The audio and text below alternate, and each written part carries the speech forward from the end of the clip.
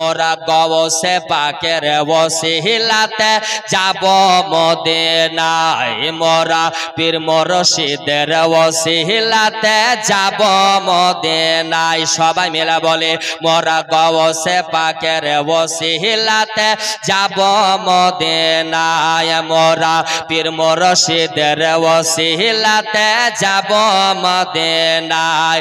হায় হায় এসেছে সকলে আজ, এসেছে সকলে আজ দিদারের আশায়, মোরা গৌসে পাকের ওসিলাতে, জোরে জোরে বলে মোরা গৌসে পাকের ওসিলাতে যাব মদিনায়, মোরা পীর মুর্শিদের ওসিলাতে যাব মদিনায়। আর গৌসে পাক হয়েছেন জেনে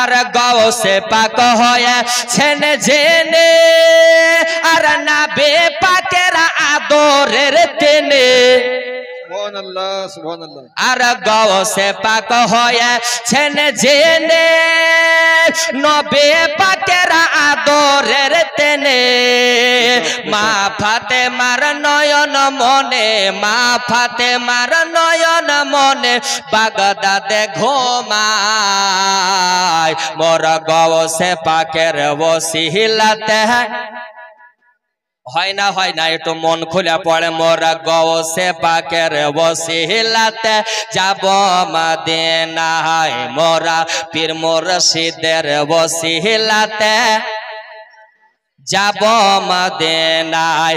হায় হায় এসেছে সকলে আজ, এসেছে সকলে আজ দিদারের আশায়, মোরা গৌসে পাকের ওসিলাতে যাব মদিনা।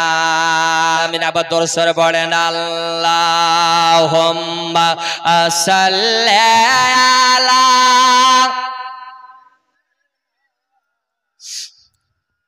লানা মুহাম্মাদ ওয়া আলা আলি সাইয়্যিদিনা মাওলানা মুহাম্মদ ওয়া আলা আলি সাইয়্যিদিনা মাওলানা মুহাম্মদ সাল্লাল্লাহু তাআলা আলাইহি ওয়াসাল্লাম। বাবা এই রকম ভাবে যেমন সুবহানাল্লাহ বলেছে হযরতে শেরে খোদা আলী রাদিয়াল্লাহু তাআলা আনহু বক্তৃতার মঞ্চে যাওয়ার পরে এবার সূরা ফাতিহা পড়া আরম্ভ করলেন। আলহামদুলিল্লাহি রাব্বিল আলামিন, আলহামদুলিল্লাহি রাব্বিল আলামিন, এই রকম ভাবে পড়ছে। সুবহানাল্লাহ। আর পড়তে পড়তে পড়তে পড়তে চোখ খুলে দেখছেন তো সামনে ৬০ থেকে ৭৭ হাজার মানুষ মওজুদ হয়ে গেছে। আরে কারে গিয়াসউদ্দিন রেজভী এসে বক্তব্য দিচ্ছে, মানুষ বক্তব্যের মঞ্চ থেকে বক্তৃতা শুনতে শুনতে পালায়। আর গাউসে আজম যখন বক্তব্য দিতেন মঞ্চের মানুষ তো দূরের কথা, কবরের মুর্দারা পর্যন্ত এসে হাজির হয়ে যেত। তো এ হলো গাউসে আজম। আমার গাউসে আজম বক্তব্য দিতে লাগছে। বাবা আমার গাউসে আজম বক্তব্য দিতে এবার শুরু করে দিয়েছে। এবার ১,০০০ নয়, ২,০০০ নয়, ৬০ থেকে ৭৭ হাজার বাবা সুবহানাল্লাহ মানুষ মওজুদ হয়ে গেছে। আমার গাউসে আজম পীরানে পীর বড় পীর আব্দুল কাদের জিলানী রহমাতুল্লাহি আলাইহি এমন ভাবে বক্তব্য বাবা ধরেছেন রে বাবা। শরিয়তের কথা বলেন, মারিফাতের কথা বলেন, হাকিকাত তারিকাতের কথা বলেন, জান্নাত জাহান্নামকে যেন সামনে আপনার হাজির করে দিলে যেমন ভাবে সুবহানাল্লাহ মানুষ ভয় পায় আনন্দ পায় ওই রকম ভাবে মানুষ বাবা অনুভব করছে।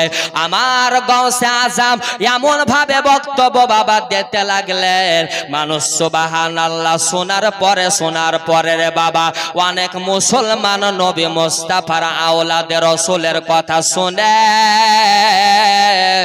বেহুশ হয়ে আপনার মারা যেতেন।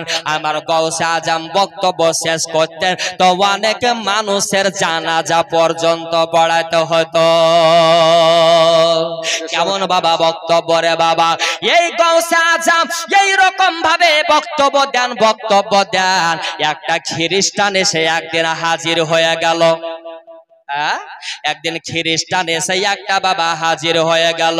আমার গাউসে আজম পীরানে পীর বড় পীর আব্দুল কাদের জিলানী আমার নবী পাকের শানের কথা বলেন, আমার নবী পাকের মার্তাবার কথা বলেন, আমার নবী পাকের আদর্শর কথা বলেন, আমার নবীর সমতুল্য কোনো জিনিস হবে না।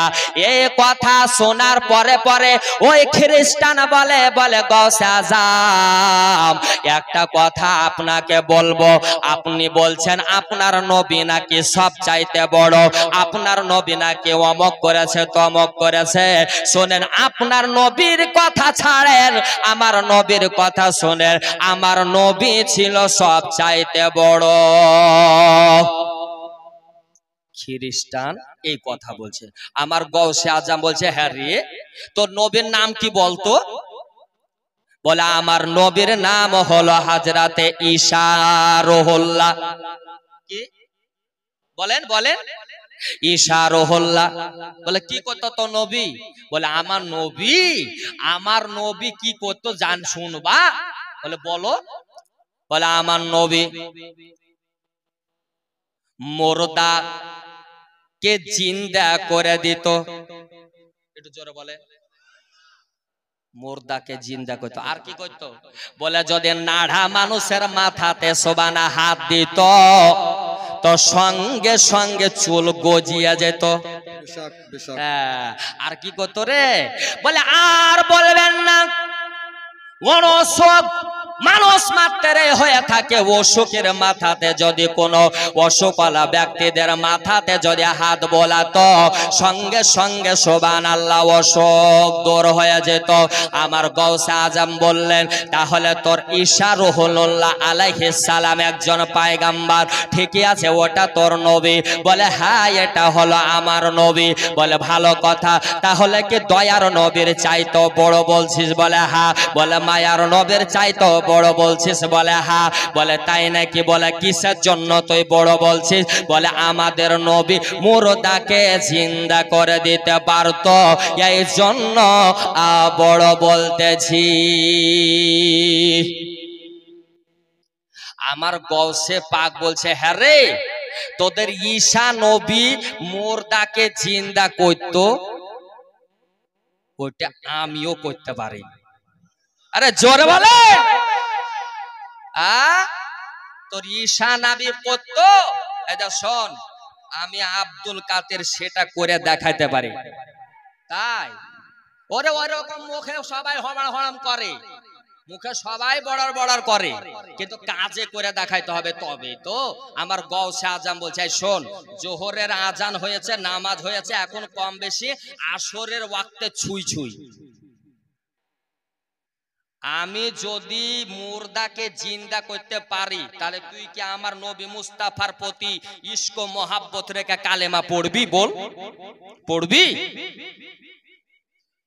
খ্রিস্টান বলল যে হ্যাঁ তুমি যদি করে দেখাইতে পারো মুর্দাকে জিন্দা তা আমি কালেমা পড়ে মুসলমান হব। জোরে বলেন।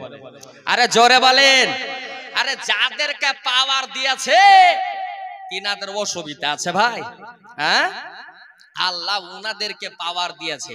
এক বছর এখানে আল্লাহর ওলিদের শানে বক্তব্য দিয়েছিলাম, তো জান্নাত দেওয়া তো ওলিদের দূরের কথা, জান্নাতকে বিক্রি করতে পারে ওনারা। বলে যদি না হয় তা হযরত বাহালুল দানা রাহমাতুল্লাহি আলাইহি উনি জান্নাতকে বিক্রি করেছিলেন। আর ওলিদের পাওয়ার দেখে যে ওলিদের পাওয়ার মুর্দা ঈসা নবী আলাইহিস সালামের জামানায় ঈসা নবী মুর্দাকে জিন্দা করতে আমার গৌসে পাক বলছে ওটা আমি করে দেখাতে পারি।